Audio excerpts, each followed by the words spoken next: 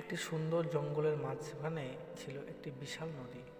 নদীটির একপাশে বাস করত একটি কুমির, যার নাম ছিল করুণা।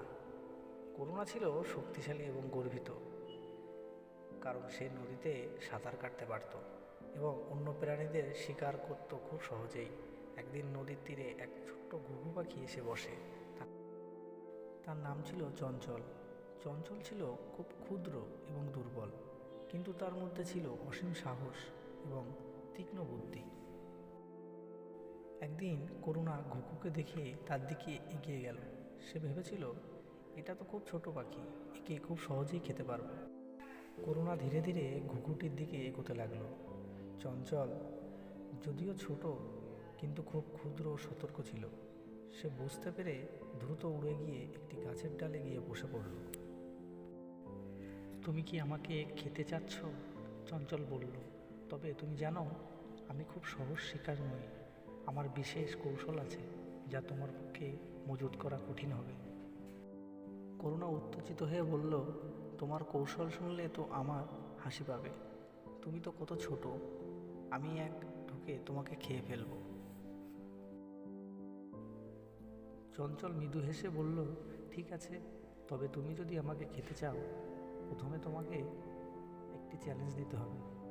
আমি যদি তোমাকে এই চ্যালেঞ্জে পরাজিত করতে পারি, তবে তুমি আমাকে কখনোই খাবে না। করুণা ভাবল, এটি তো খুব সহজ হবে।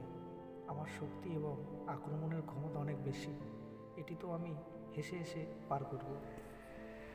চঞ্চল বলল, এমনকি তুমি যদি সাঁতার জানো, তোমাকে এখন আমাকে অনুসরণ করতে হবে। আমি তোমাকে আমার বাসা পর্যন্ত নিয়ে যাব, এবং তুমি যদি আমার বাসায় পৌঁছাতে পারো, তবে আমি তোমাকে খাওয়ার অনুমতি দেব। কিন্তু তোমাকে পুরো পথ সাঁতরে আসতে হবে। করুণা কিছুটা অপ্রস্তুত হলেও গর্ব করে বলল, আমি তো নদীর রাজা, তোমার সেই ছোট্ট গাছের ডাল আমার জন্য কিছুই না। তবে চঞ্চল জানতো যে সে খুব ছোট এবং উঠতে পারে, এবং নদী পার হয়ে গাছের ডালে তার বাসা রয়েছে। সে জানতো যে কুমির যদি সাঁতার কাটতে গিয়ে হাঁপিয়ে পড়ে, তবে সে সহজেই তাকে পরাস্ত করতে পারবে। এইভাবে শুরু হলো চ্যালেঞ্জ। করুণা নদীতে সাঁতার কাটতে শুরু করলো, আর চঞ্চল উড়ে উড়ে গাছের ডালে চলে গেল। কিছু দূর গিয়ে করুণা বুঝতে পারল, নদীর স্রোত খুব তীব্র এবং তাকে অনেক চেষ্টা করতে হচ্ছে। সে ক্লান্ত হয়ে পড়ল এবং ভাবতে লাগলো, আমি যদি তাড়াতাড়ি এই চ্যালেঞ্জ শেষ না করি, তাহলে আমাকে হারতে হবে। অবশেষে করুণা হাঁপিয়ে গিয়ে মাঝপথে থেমে গেল। চঞ্চল তখন উড়ে উড়ে তার গাছের ডালে গিয়ে বলল, দেখো, সাহস ও বুদ্ধি দিয়ে আমি তোমার মতো শক্তিশালী প্রাণীকে হারিয়ে দিলাম।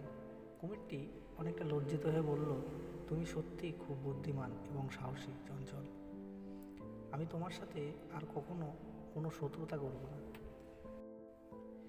এই গল্প থেকে শেখানো হয় যে সাহস এবং বুদ্ধি দিয়ে জীবনে বড় বড় বাধা পার করা সম্ভব, শুধু শক্তি বা আক্রমণ দিয়ে নয়।